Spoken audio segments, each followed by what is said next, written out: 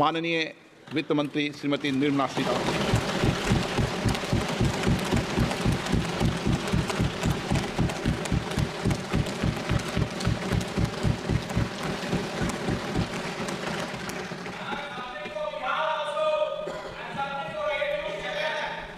Honourable Speaker, I present the budget for 24-25.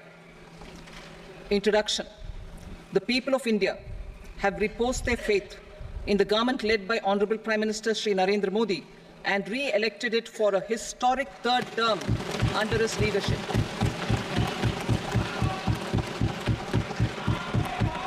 We are grateful for their support, faith and trust in our policies. We are determined to ensure that all Indians, regardless of religion, caste, gender and age, make substantial progress in realizing their life goals and aspirations. Global context. The global economy, while performing better than expected, is still in the grip of policy uncertainties. Elevated asset prices, political uncertainties, and shipping disruptions continue to pose significant downside risks for growth and upside risks to inflation. In this context, India's economic growth continues to be the shining exception and will remain so in the years ahead. India's inflation continues to be low, stable, and moving towards the 4% target. Core inflation, that is non-food and non-fuel, currently is 3.1%. Steps are being taken to ensure supplies of perishable goods reach markets adequately. Interim budget. As mentioned in the interim budget, we need to focus on 4 major castes, namely the Garib, Mahilaye, Yuva, and Annadata, the poor, women, youth, and the farmer. For Annadata, we announced higher minimum support prices a month ago for all major crops, delivering on the promise of at least a 50% margin over costs. Pradhan Mantri Garib Kalyan Anna Yojana was extended for 5 years, benefiting more than 80 crore people. Administrative actions for approval and implementation of various schemes announced in the interim budget are well underway. The required allocations have been made. Budget theme. Turning attention to the full year and beyond in this budget, we particularly focus on employment, skilling, MSMEs, and the middle class. I'm happy to announce the Prime Minister's package of 5 schemes and initiatives to facilitate employment, skilling, and other opportunities for 4.1 crore youth over a 5-year period, with a central outlay of 2 lakh crore rupees. I will speak about them shortly, while more details may be seen in the annexure. This year, I've made a provision of 1.48 lakh rupees, 1.48 lakh crore rupees for education, employment, and skilling. Budget priorities. The people have given a unique opportunity to our government to take the country on the path of strong development and an all-round prosperity. In the interim budget, we promise to present a detailed roadmap for our pursuit of Vikasit Bharat. In line with the strategy set out in the interim budget, this budget envisages sustained efforts on the following 9 priorities for generating ample opportunities for all. Number 1, productivity and resilience in agriculture. Number 2, employment and skilling. Number 3, inclusive human resource development and social justice. 4, manufacturing and services. 5, urban development. 6, energy security. 7, infrastructure. 8, innovation, research and development. And 9, next generation reforms. Subsequent budgets will build on these and add more priorities and actions. A more detailed formulation will be carried out as part of the economic policy framework, about which I will speak later in this speech. This budget details some of the specific actions to be initiated in the current year towards fulfillment of these priorities, with potential for transformative changes. The budget also covers some of the previously made announcements with intent to strengthen them and step up their implementation for expediting our journey towards the goal of Viksit Bharat. Priority 1, productivity and resilience in agriculture, transforming agricultural research. Our government will undertake a comprehensive review of the agricultural research setup to bring the focus on raising productivity and developing climate-resilient varieties. Funding will be provided in challenge mode, including to the private sector. Domain experts, both from the government and outside, will oversee the conduct of such research. Release of new varieties. New 109 high-yielding and climate-resilient varieties of 32 field and horticultural crops will be released for cultivation by farmers. Natural farming. In the next 2 years, 1 crore farmers across the country will be initiated into natural farming, supported by certification and branding. Implementation will be through scientific institutions and willing gram panchayats. 10,000 need-based bio-input resource centers will be established. Missions for pulses and oilseeds. For achieving self-sufficiency in pulses and oilseeds, we will strengthen their production, storage, and marketing. As announced in the interim budget, a strategy is being put in place to achieve Atmanirbharta for oilseeds such as mustard, groundnut, sesame, soybean, and sunflower. Vegetable production and supply chains. Large-scale clusters for vegetable production will be developed closer to major consumption centers. We will promote farmer-producer organizations, cooperatives, and startups for vegetable supply chains, including for collection and storage and marketing. Digital public infrastructure for agriculture. Buoyed by the success of the pilot project, our government, in partnership with the states, will facilitate the implementation of the digital public infrastructure in agriculture for coverage of farmers and their lands in 3 years. During this year, digital crop survey for Kharif using the DPI will be taken up in 400 districts. The details of 6 crore farmers and their lands will be brought into the farmer and land registries. Further, the issuance of Jan Samarth-based Kisan credit cards will be enabled in 5 states. Shrimp production and export. Financial support for setting up a network of nucleus breeding centers for shrimp brood stocks will be provided. Financing for shrimp farming, processing, and export will be facilitated through NABARD. National cooperation policy. Our government will bring out a national cooperation policy for systematic, orderly, and all-round development of the cooperative sector.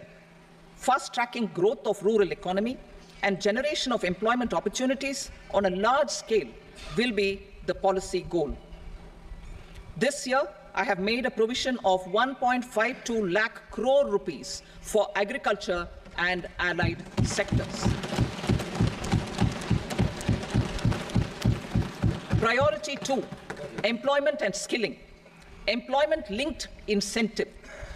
Our government will implement following 3 schemes for employment-linked incentive as part of the Prime Minister's package. These will be based on enrollment in the EPFO and focus on recognition of first-time employees and support to employees and employers. Scheme A, first-timers. This scheme will provide 1 month wage to all persons newly entering the workforce in all formal sectors. Direct benefit transfer of 1 month's salary in 3 installments to first-time employees as registered in the EPFO will be up to 15,000 rupees. The eligibility limit will be a salary of 1 lakh per month. The scheme is expected to benefit 210 lakh youths.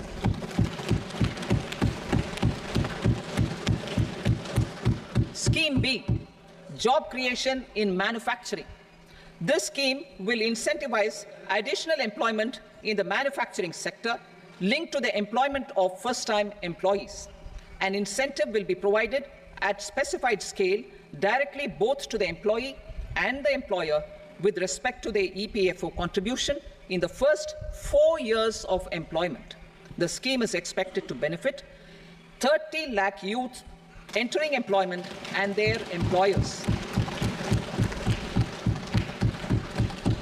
Scheme C, support to employers. This employer-focused scheme will cover additional employment in all sectors. All additional employment within a salary of 1 lakh rupee per month will be counted. The government will reimburse to employers up to 3,000 rupees per month for 2 years towards the EPFO contribution for each additional employee. The scheme is expected to incentivize additional employment of 50 lakh persons. Participation of women in the workforce. We will facilitate higher participation of women in the workforce through setting up of working women hostels in collaboration with industry and establishing creches. In addition, the partnership will seek to organize women-specific skilling programs and promotion of market access for women SHG enterprises. Skilling program. I'm happy to announce a new centrally sponsored scheme as the 4th scheme under the Prime Minister's package for skilling in collaboration with state governments and industry. 20 lakh youth will be skilled over a 5-year period. 1,000 industrial training institutes will be upgraded in hub and spoke arrangements with outcome orientation. Course content and design will be aligned to the skill needs of industry, and new courses will be introduced for emerging needs. Skilling loans. The model skill loan scheme will be revised to facilitate loans up to 7.5 lakh rupees with a guarantee from a government-promoted fund. This measure is expected to help 25,000 students every year.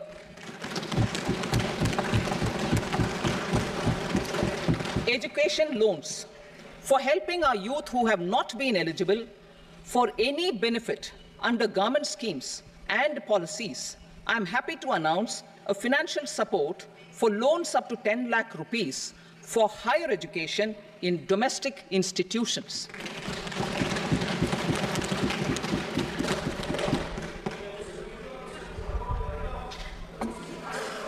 E-vouchers for this purpose will be given directly to 1 lakh students every year for annual interest subvention of 3% of the loan amount. Priority 3, inclusive human resource development and social justice, saturation approach. Our government is committed to all-round, all-pervasive and all-inclusive development of people, particularly farmers, youth, women, and the poor. For achieving social justice comprehensively, the saturation approach of covering all eligible people through various programs, including those for education and health, will be adopted to empower them by improving their capabilities. Implementation of schemes meant for supporting economic activities by craftsmen, artisans, self-help groups, scheduled caste, scheduled tribe, and women entrepreneurs and street vendors such as the PM Vishwakarma, PM Swanidhi, National Livelihood Missions, and Stand Up India will be stepped up. Purvodaya. The states in the eastern part of the country are rich in endowments and have strong cultural traditions. We will formulate a plan, Purvodaya, for the all-round development of the eastern region of the country, covering Bihar, Jharkhand, West Bengal, Odisha, and Andhra Pradesh. This will cover human resource development, infrastructure, and generation of economic opportunities to make the region an engine to attain Vikasit Bharat. On the Amritsar-Kolkata industrial corridor, we will support development of an industrial node at Gaya. This corridor will catalyze industrial development of the eastern region. the industrial node at Gaya will also be a good model for developing our ancient centers of cultural importance into future centers of modern economy. This model shall showcase Vikas B, Virasat B in our growth trajectory. We will also support development of road connectivity projects, namely 1. Patna-Purnia Expressway, 2. Buxar-Bhagalpur Expressway, 3. Bodh Gaya, Rajgir, Vaishali and Darbhanga spurs, and 4. Additional 2-lane bridge over River Ganga at Buxar at a total cost of 26,000 crore rupees. Power projects, including setting up of a new 2,400 megawatt power plant at Pir Painti, will be taken up at a cost of 21,400 crore rupees. New airports, medical colleges, and sports infrastructure in Bihar will be constructed. An additional allocation to support capital investments will be provided. The requests of Bihar government for external assistance from multilateral development banks will be expedited.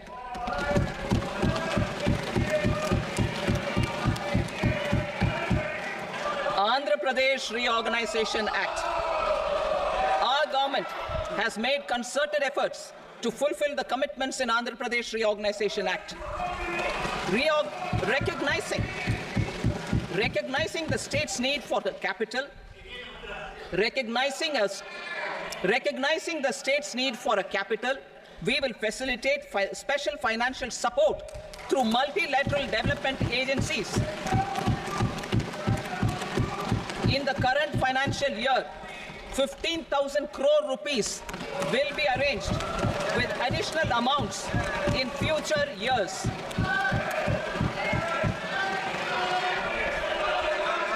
Our government is fully committed to financing and early completion of the Polavaram irrigation project, which is the lifeline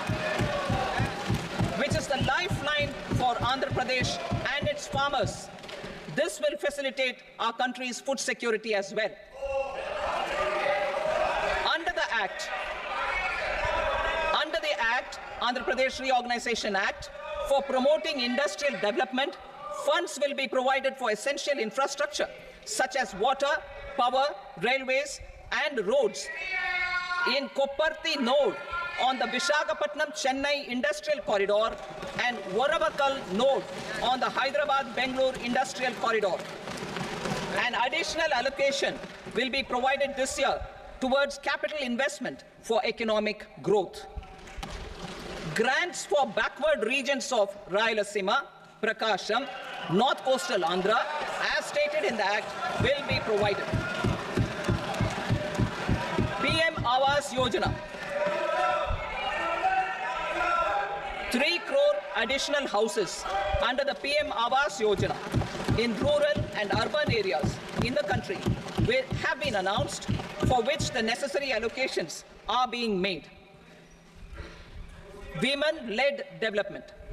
For promoting women-led development, the budget carries an allocation of more than 3 lakh crore for schemes benefiting women and girls.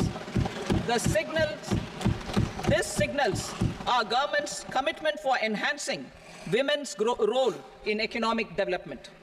Pradhan Mantri Janjatiya Unnat Gram Abhiyan. For improving the socio-economic condition of tribal communities, we will launch the Pradhan Mantri Janjatiya Unnat Gram Abhiyan by adopting saturation coverage for tribal families in tribal majority villages and aspirational districts. This will cover 63,000 villages, benefiting 5 crore tribal people. Bank branches in northeastern region. More than 100 branches of India Post Payment Bank will be set up in the northeast region to expand the banking services.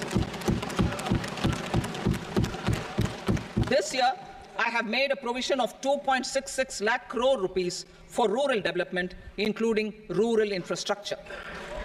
Priority 4, manufacturing and services, support for promotion of MSMEs. This budget provides special attention to MSMEs and manufacturing, particularly labor-intensive manufacturing.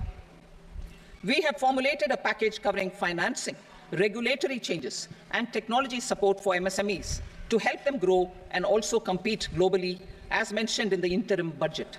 I am happy to announce the following specific measures. Credit guarantee scheme for MSMEs in the manufacturing sector. For facilitating term loans to MSMEs for purchase of machinery and equipment without collateral or third-party guarantee, a credit guarantee scheme will be introduced. The scheme will operate on pooling of credit risks of such MSMEs. A separately constituted self-financing guarantee fund will provide to each applicant guarantee cover up to 100 crore rupees, while the loan amount may be larger. The borrower will have to provide an upfront guarantee fee and an annual guarantee fee on the reducing loan balance. New assessment model for MSME credit. Public sector banks will build their own in-house capability to assess MSMEs for credit instead of relying on external assessment. They will also take a lead in developing or getting developed a new credit assessment model based on the scoring of digital footprints of the MSMEs in the economy. This is expected to be a significant improvement over the traditional assessment of credit eligibility based only on asset or turnover criteria. That will also cover MSMEs without a formal accounting system. Credit support to MSMEs during stress period. I'm happy to announce a new mechanism for facilitating continuation of bank credit to MSMEs during their stress period while being in special mention account, SMA stage, for reasons beyond their control. MSMEs need credit to continue their business and to avoid getting into the NPA stage. Credit availability will be supported through a guarantee from a government-promoted fund. Mudra loans. The limit of Mudra loans will be enhanced to 20 lakh from the current 10 lakh for those entrepreneurs who have availed and successfully repaid previous loans under the Tarun category. Enhanced scope for mandatory onboarding in trades. For facilitating MSMEs to unlock their working capital by converting their trade receivables into cash, I propose to reduce the turnover threshold of buyers for mandatory onboarding on the trades platform from rupees 500 crore to 250 crore rupees. This measure will bring 22 more CPSCs and 7,000 more companies onto the platform. Medium enterprises will also be included in the scope of the suppliers. SIDBI branches in MSME clusters. SIDBI will open new branches to expand its reach to serve all major MSME clusters within 3 years and provide direct credit to them. With the opening of 24 such branches this year, the service coverage will expand to 168 out of 242 major clusters. MSME units for food irradiation, quality and safety testing. Financial support for setting up of 50 multi-product food irradiation units in the MSME sector will be provided. Setting up of 100 food quality and safety testing labs with NABL accreditation will be facilitated. E-commerce export hubs. To enable MSMEs and traditional artisans to sell their products in international markets, e-commerce export hubs will be set up in public-private partnership mode. These hubs, under a seamless regulatory and logistic framework, will facilitate trade and export-related services under one roof. Measures for promotion of manufacturing and services. Internship in top companies. As the fifth scheme under Prime Minister's package, our government will launch a comprehensive scheme for providing internship opportunities in 500 top companies to 1 crore youth in 5 years. They will gain exposure for 12 months to real-life business environment, varied professions, and employment opportunities. An internship allowance of 5,000 per month, 5,000 rupees per month, along with a one-time assistance of 6,000 rupees will be provided. Companies will be expected to bear the training cost and 10% of their internship cost from their CSR funds. Industrial parks. Our government will facilitate development of investment-ready, plug-and-play industrial parks with complete infrastructure in or near 100 cities in partnership with the states and private sector by better using town planning schemes. 12 industrial parks under the National Industrial Corridor Development Program also will be sanctioned.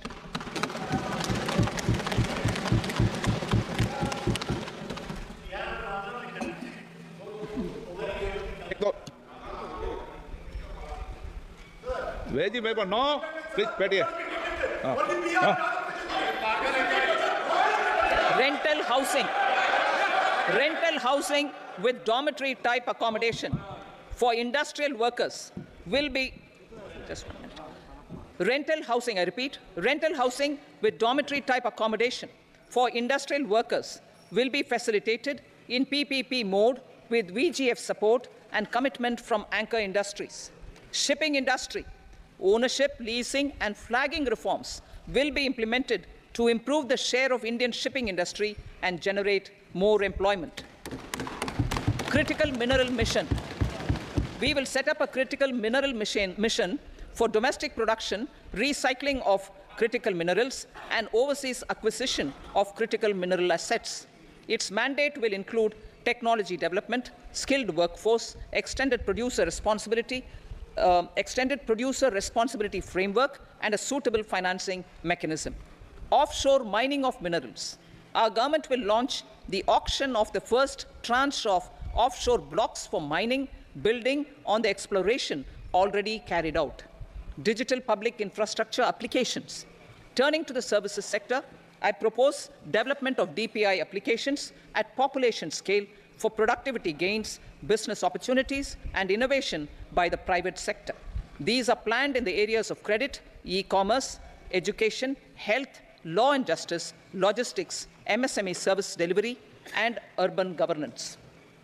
Integrated technology platform for IBC ecosystem.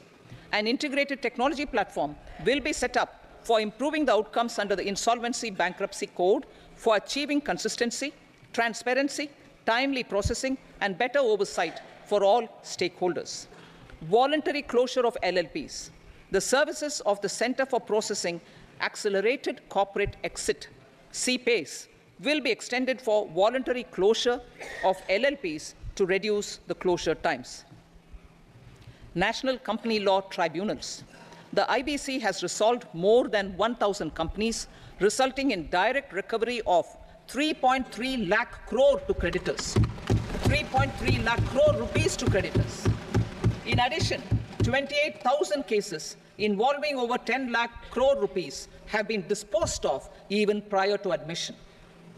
Appropriate changes to the IBC, reforms and strengthening of the tribunal and appellate tribunals will be initiated to speed up insolvency resolution. Additional tribunals will be established. Out of those, some will be notified to decide cases exclusively under the Companies Act. Debt recovery. Steps for reforming and strengthening debt recovery tribunals will be taken. Additional tribunals will be established to speed up recovery. Priority 5, urban development. Cities as growth hubs. Working with states, our government will facilitate development of cities as growth hubs. This will be achieved through economic and transit planning and orderly development of peri-urban areas utilizing town planning schemes. Creative redevelopment of cities. For creative brownfield redevelopment of existing cities with a transformative impact, our government will formulate a framework for enabling policies, market-based mechanisms, and regulation. Transit-oriented development. Transit-oriented development plans for 14 large cities with a population above 30 lakh will be formulated, along with an implementation and financing strategy. Urban housing. Under the PM Awas Yojana, Urban 2.0, housing needs of 1 crore urban poor and middle-class families will be addressed with an investment of 10 lakh crore rupees. This will include the central assistance of 2.2 lakh crore rupees in the next 5 years, a provision of interest subsidy to facilitate loans at affordable rates is also envisaged. In addition, enabling policies and regulations for efficient and transparent rental housing markets with enhanced availability will also be put in place. Water supply and sanitation. In partnership with state governments and multilateral development banks, we will promote water supply, sewage treatments, and solid waste management projects and services for 100 large cities through bankable projects. These projects will also envisage use of treated water for irrigation and filling up of tanks in nearby areas. Street markets. Building on the success of PM Swanidhi scheme in transforming the lives of street vendors, our government envisions a scheme to support each year over the next 5 years the development of 100 weekly huts or street food hubs in select cities. Stamp duty. We will encourage states which continue to charge high stamp duty to moderate the rates for all and also consider further lowering duties for properties purchased by women. This reform will be made an essential component of urban development schemes. Priority 6, energy security, energy transition. In the interim budget, I had announced our strategy to sustain high and more resource-efficient economic growth, along with the energy security in terms of availability, accessibility, and affordability. We will bring out a policy document on appropriate energy transition pathways that balances the imperatives of employment, growth, and environmental sustainability. PM Surya Ghar Muft Bijli Yojana. PM Surya Ghar Muft Bijli Yojana. In line with the announcement in the interim budget, PM Surya Ghar Muft Bijli Yojana has been launched to install rooftop solar plants to enable 1 crore households obtain free electricity up to 300 units every month. The scheme has generated remarkable response with more than 1.28 crore registrations and 14 lakh applications, and we will further encourage it. Pumped storage policy. A policy for promoting pumped storage projects will be brought out for electricity storage and facilitating smooth integration of the growing share of renewable energy with its variable and intermittent nature in the overall energy mix. Research and development of small and modular nuclear reactors. Nuclear energy is expected to form a very significant part of the energy mix for Vikasit Bharat. Towards that pursuit, our government will partner with the private sector for 1. Setting up Bharat Small Reactors, 2. Research and development of Bharat Small Modular Reactor, and 3. Research and development of newer technologies for nuclear energy. The R&D funding announced in the interim budget will be made available for this sector also. Advanced ultra supercritical thermal power plants. The development of indigenous technology for advanced ultra supercritical thermal power plants with much higher efficiency has been completed. A joint venture between NTPC and BHEL will set up a full-scale 800 megawatt commercial plant using AUSC technology. The government will provide the required fiscal support. Moving forward, development of indigenous capacity for the production of high-grade steel and other advanced metallurgy materials for these plants will result in strong spin-off benefits for the economy. Roadmap for hard-to-abate industries. A roadmap for moving the hard-to-abate industries from energy efficiency targets to emission targets will be formulated. Appropriate regulations for transition of these industries from the current perform, achieve, and trade mode to Indian carbon market mode will be put in place. Support to traditional micro and small industries. An investment-grade energy audit of traditional micro and small industries in 60 clusters, including brass and ceramic, will be facilitated. Financial support will be provided for shifting them to cleaner forms of energy and implementation of energy efficiency measures. The scheme will be replicated in another 100 clusters in the next phase. Priority 7, infrastructure investment by central government. Significant investment the central government has made over the years in building and improving infrastructure has had a strong multiplier effect on the economy. We will endeavour to maintain strong fiscal support for infrastructure over the next 5 years, in conjunction with imperatives of other priorities and fiscal consolidation. This year, I have provided 11,11,111 crore rupees for capital expenditure. This would be 3.4% of our GDP. Infrastructure investment by state governments. We will encourage states to provide support of similar scale for infrastructure, subject to their development priorities. A provision of 1.5 lakh crore rupees for long-term interest-free loans have been made this year, also to support the states in their resource allocation. Private investment in infrastructure. Investment in infrastructure by private sector will be promoted through viability gap funding and enabling policies and regulations. A market-based financing framework will be brought out. Pradhan Mantri Gram Sadak Yojana, Phase 4 of the PMGSY will be launched to provide all-weather connectivity to 25,000 rural habitations, which have become eligible in view of their population increase. Irrigation and flood mitigation. Bihar has frequently suffered from floods, many of them originating outside the country. Plans to build flood control structures in Nepal are yet to progress. Our government, through the Accelerated Irrigation Benefit Program and other sources, will provide financial support for projects with estimated cost of 11,500 crore rupees, such as the Kosi-Michi intra-state link and 20 other ongoing and new schemes, including barrages, river pollution abatement, and irrigation projects. In addition, survey and investigation of Kosi-related flood mitigation and irrigation projects will be undertaken. Assam grapples with floods every year by the Brahmaputra River and its tributaries originating outside India. We will provide assistance to Assam for flood management and related projects.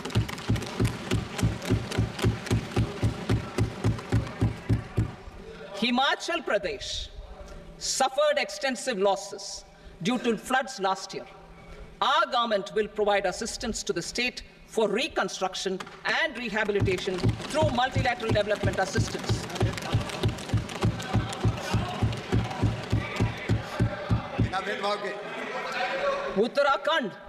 Uttarakhand too suffered losses due to cloudbursts and massive landslides. We will provide assistance to the state. Recently, Sikkim witnessed devastating flash floods and landslides that wreaked havoc across the state. Our government will provide assistance to the state. Tourism. Tourism has always been a part of our civilization.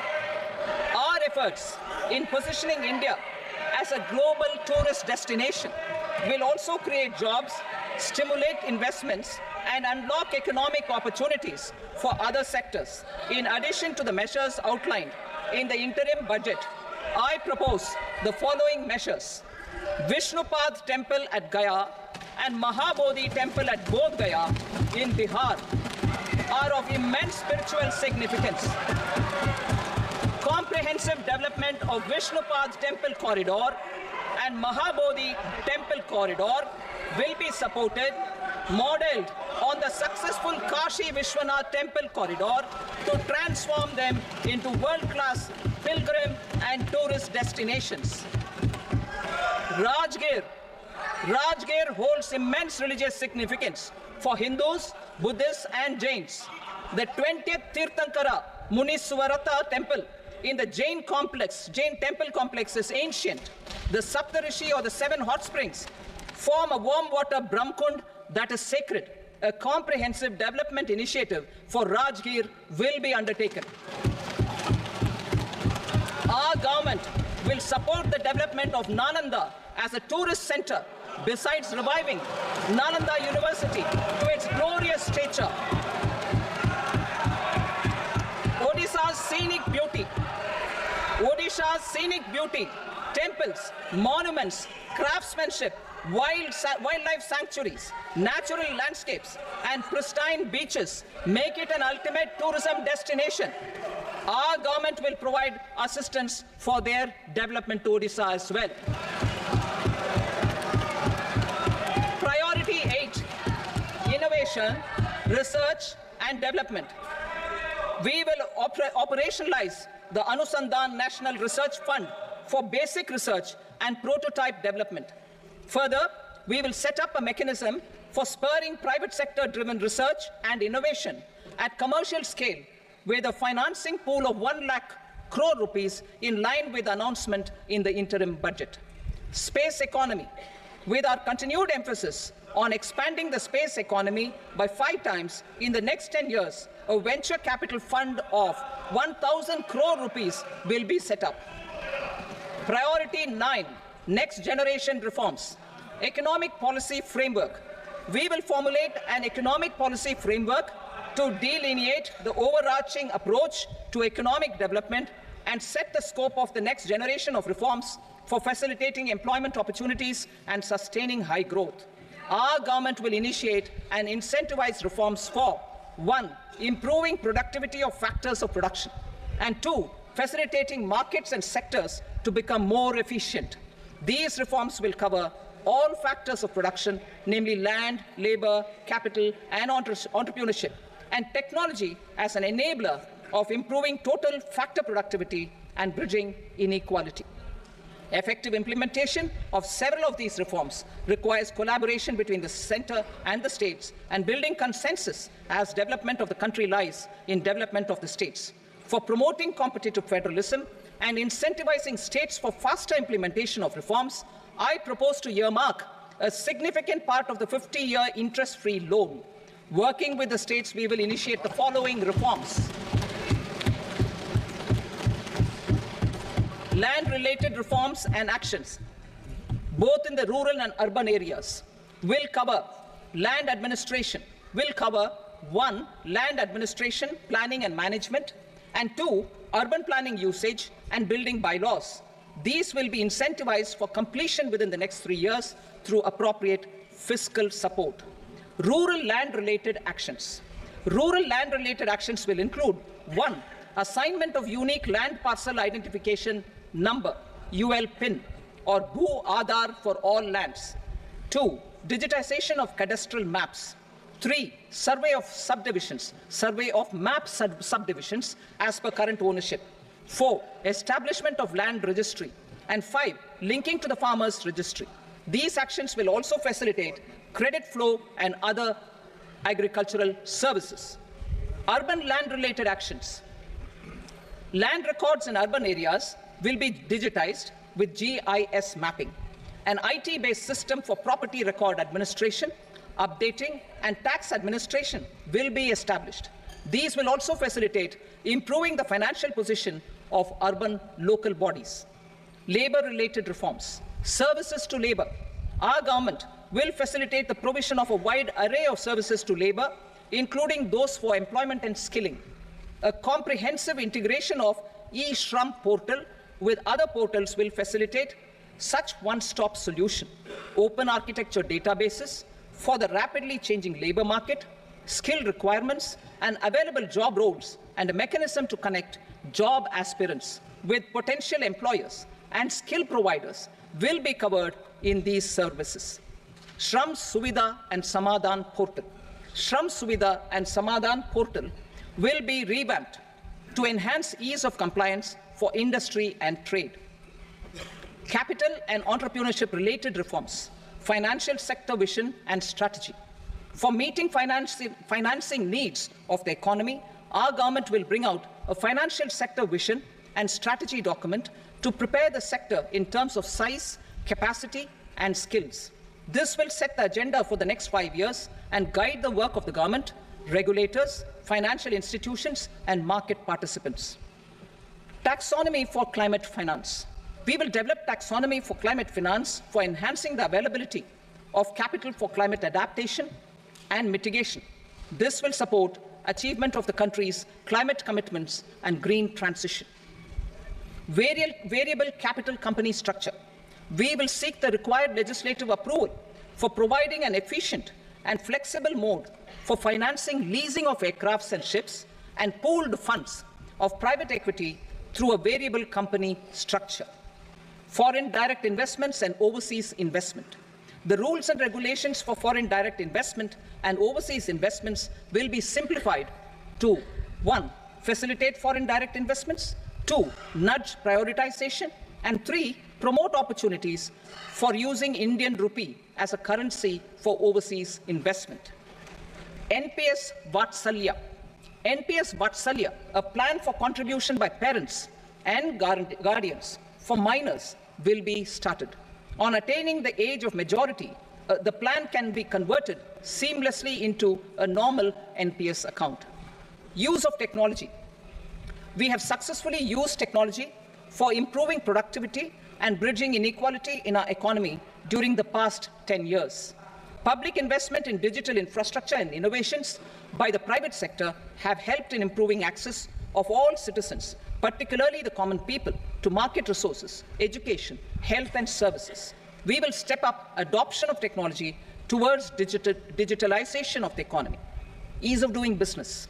For enhancing ease of doing business, we are already working on the Jan Vishwas Bill 2.0. Further, states will be incentivized for implementation of the business reforms, action plans, and digitalization. Data and statistics.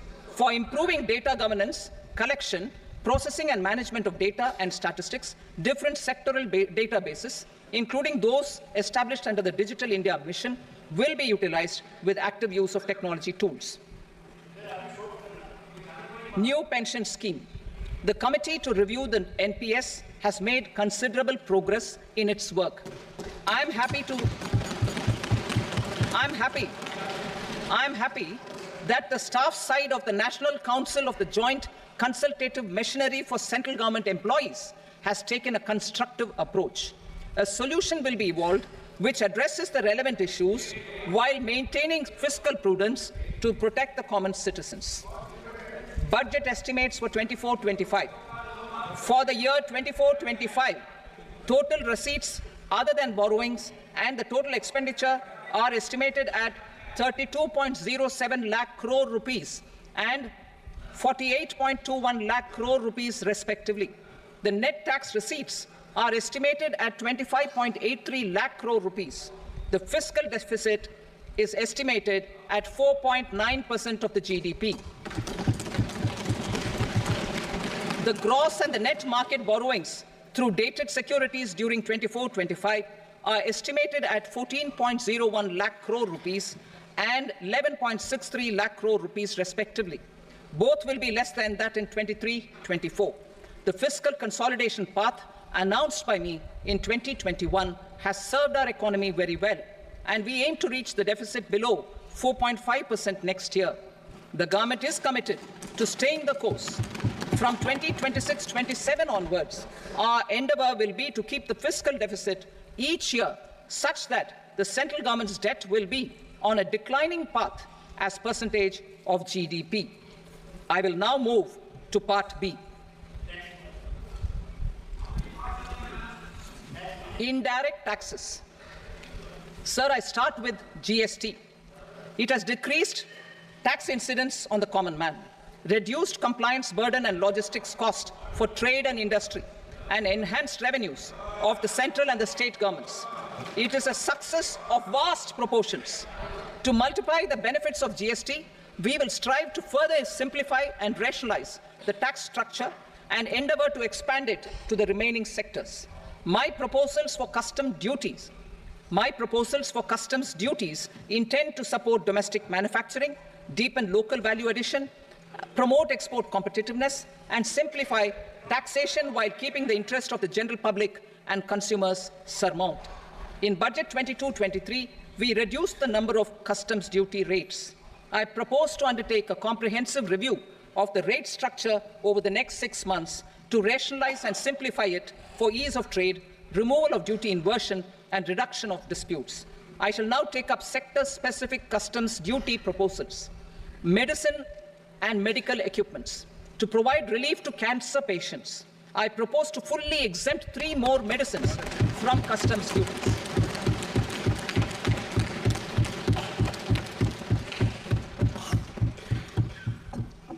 I also propose changes in the BCD on X-ray tubes and flat panel detectors for use in medical X-ray machines under the phased manufacturing program so as to synchronize them with the domestic capacity addition. Mobile phone and related parts.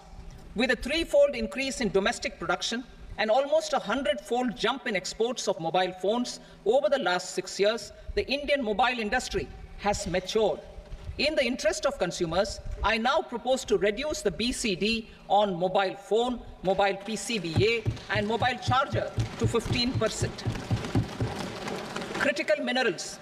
Minerals such as lithium, copper, cobalt, and rare earth elements are critical for sectors like nuclear energy, renewable energy, space, defense, telecommunications, and high-tech electronics. I propose to fully exempt customs duties on 25 critical minerals and reduce BCD on 2 of them. This will provide a major fillip to the processing and refining of such minerals and help secure their availability for these strategic and important sectors. Solar energy. Energy transition is critical in the fight against climate change. To support energy transition, I propose to expand the list of exempted capital goods for use in the manufacture of solar cells and panels in the country. Further, in view of sufficient domestic manufacturing capacity of solar gas, glass, and tinned copper interconnect, I propose not to extend the exemption of customs duties provided to them. Marine products. India's seafood exports in the last financial year touched an all-time high of more than 60,000 crores of rupees. Frozen shrimp accounted for about 2/3 of these exports. To enhance their competitiveness, I propose to reduce BCD on certain broodstock, polychaete worms, shrimp, and fish feed to 5%. I also propose to exempt customs duty on various inputs for manufacture of shrimp and fish feed. Leather and textile.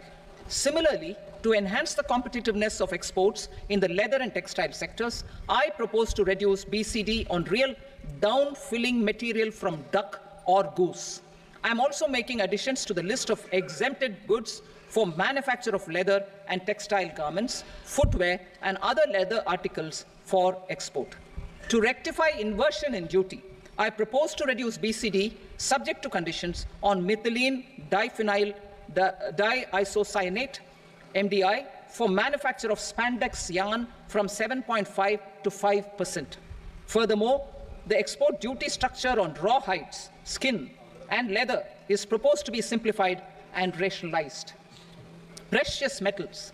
To enhance domestic value addition in gold and precious metal jewelry in the country, I propose to reduce customs duties on gold and silver to 6% and that of platinum to 6.4%.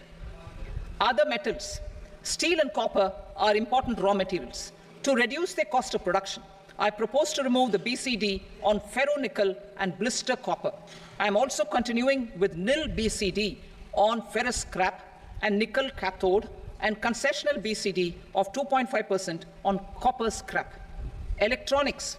To increase value addition in the domestic electronics industry, I propose to remove the BCD subject to conditions on oxygen-free copper for manufacture of resistors. I also propose to exempt certain parts for manufacture of connectors. Chemicals and petrochemicals. To support existing and new capacities in the pipeline, I propose to increase the BCD on ammonium nitrate from 7.5% to 10%. Plastics. PVC flex banners are non-biodegradable and hazardous for environment and health. To curb their imports, I propose to raise the BCD on them from 10 to 25%. Telecommunication equipment. To incentivize domestic manufacturing, I propose to increase the BCD from 10 to 15% on PCBA of specified telecom equipment. Trade facilitation. To promote domestic aviation and boat and ship MRO, I propose to extend the period for export of goods imported for repairs from 6 months to 1 year. I'll read that again. To promote domestic aviation and boat and ship maintenance, repair and operations, I propose to extend the period for export of goods imported for repairs from 6 months to 1 year. In the same vein, I propose to extend the time limit for re-import of goods for repairs under warranty from 3 to 5 years. I now move to direct taxes. We will continue our efforts to simplify taxes, improve taxpayer services, provide tax certainty, and reduce litigation, while enhancing revenues for funding the development and welfare schemes of the government. It has been our endeavour to simplify taxation. We have taken a number of measures in the last few years, including introduction of simplified tax regimes without exemptions and deductions for corporate tax and for personal income tax. This has been appreciated by taxpayers. 58% of corporate tax came from the simplified tax regime in the financial year 22-23. Similarly, as per data available till now, for the last fiscal, more than 2/3 have availed the new personal income tax regime. Comprehensive review of the Income Tax Act. I am now announcing a comprehensive review of the Income Tax Act 1961. The purpose is to make the Act concise, lucid, easy to read and understand. This will reduce disputes and litigation, thereby providing tax certainty to the taxpayers. I will also bring down the demand embroiled in litigation. It is proposed to be completed in 6 months.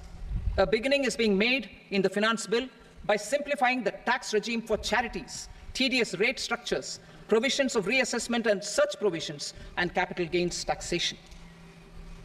Simplification for charities and TDS. The two tax exemption regimes for charities are proposed to be merged into one. The 5% TDS rate on many payments is being merged into the 2% TDS rate, and the 20% TDS rate on repurchase of units by mutual funds or UTI is being withdrawn. TDS rate on e-commerce operators is proposed to be reduced from 1 to 0.1%. Moreover, credit of TCS is proposed to be given in the TDS to be deducted on salary. Further, I propose to decriminalize delay for payment of TDS up to the due date of filing statement for the same.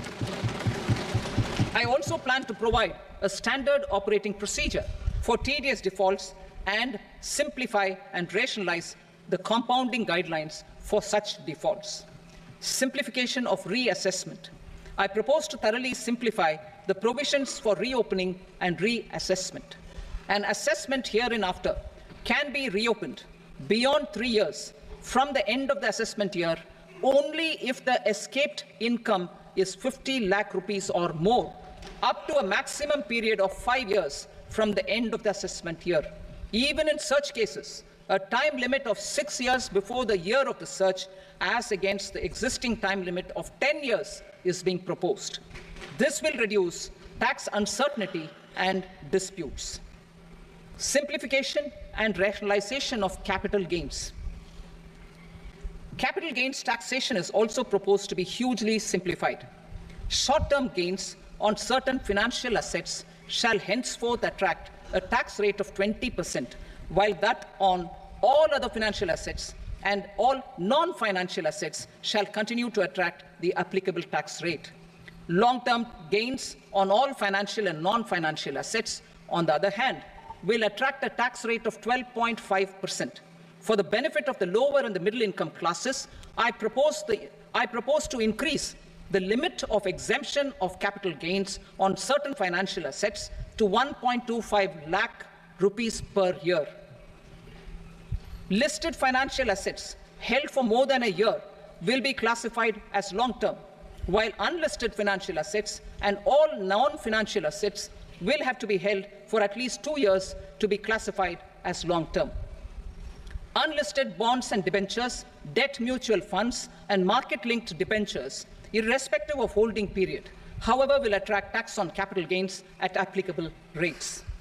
Taxpayer services. All the major taxpayer services under GST and most services under customs and income tax have been digitalized.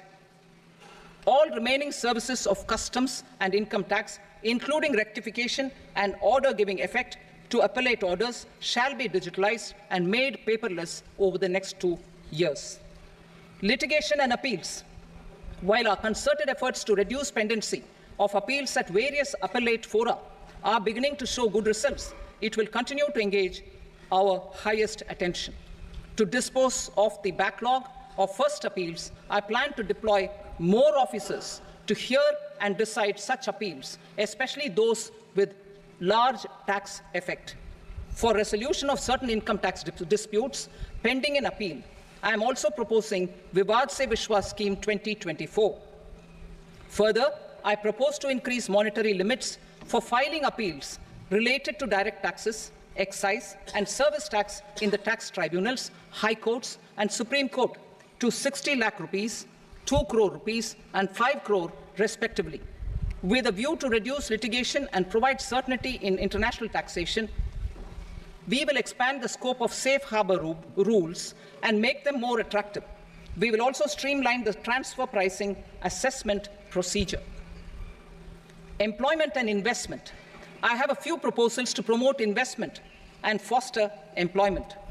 First of all, to bolster the Indian startup ecosystem, boost the entrepreneurial spirit, and to support innovation,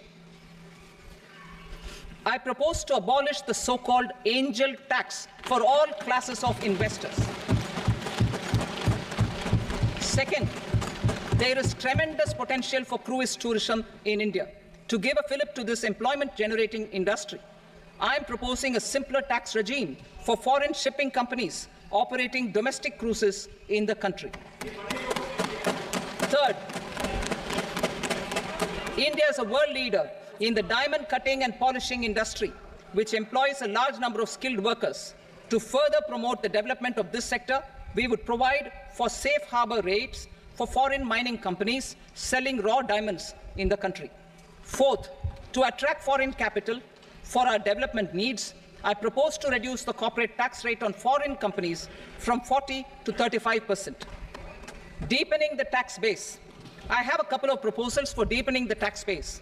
First, security transaction tax on futures and options of securities is proposed to be increased to 0.02% and 0.1% respectively. Second, for reasons of equity, I propose to tax income received on buyback of shares in the hands of recipients. Other proposals. To improve social security benefits, deduction of expenditure by employers towards NPS is proposed to be increased from 10 to 14% of the employee's salary. Similarly, deduction of this expenditure up to 14% of salary from the income of employees in private sector, public sector banks and undertakings opting for the new tax regime is proposed to be provided. Indian professionals working in multinationals get ESOPs and invest in social security schemes and other movable assets abroad. Non-reporting of such small foreign assets has penal consequences under the Black Money Act. Such non-reporting of movable assets up to 20 lakh rupees is proposed to be depenalized. Other major proposals in the finance bill relate to withdrawal of equalization levy of 2%, expansion of tax benefits to certain funds and entities in IFSCs, and immunity from penalty and prosecution to Benamidar on full and true disclosure so as to improve conviction under the Benami Transaction Prohibition Act 1988. Personal income tax. Coming to personal income tax rates, I have two announcements to make for those opting for the new tax regime. First, the standard deduction for salaried employees is proposed to be increased from 50,000 to 75,000 rupees. Similarly, deduction on family pension for pensioners is proposed to be enhanced from 15,000 to 25,000 rupees. This will provide relief to about 4 crore salaried individuals and pensioners. Second, in the new tax regime, the tax rate structure is proposed to be revised as follows: 0 to 3 lakh rupees, nil; 3 to 7 lakh rupees, 5%; 7 to 10 lakh rupees, 10%; 10 to 12 lakh rupees, 15%; 12 to 15 lakh rupees, 20%; and above 15 lakh rupees, 30%. As a result of these changes, a salaried employee in the new tax regime stands to save up to 17,500 rupees in income tax.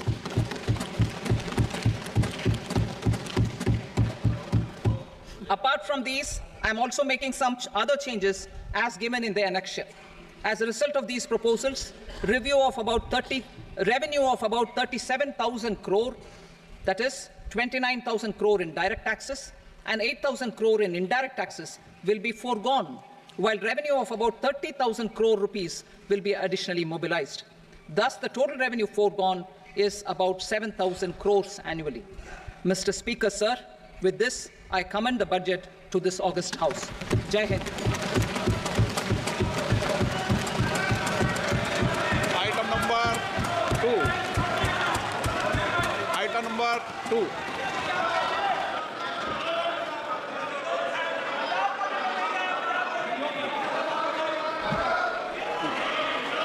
Sir, with your permission, I rise to lay on the table the following statements under Section 3 of the Fiscal Responsibility and Budget Management, FRBM Act 2003, Medium-Term Fiscal Policy cum Fiscal Policy Strategy Statement, and Macroeconomic Framework Statement.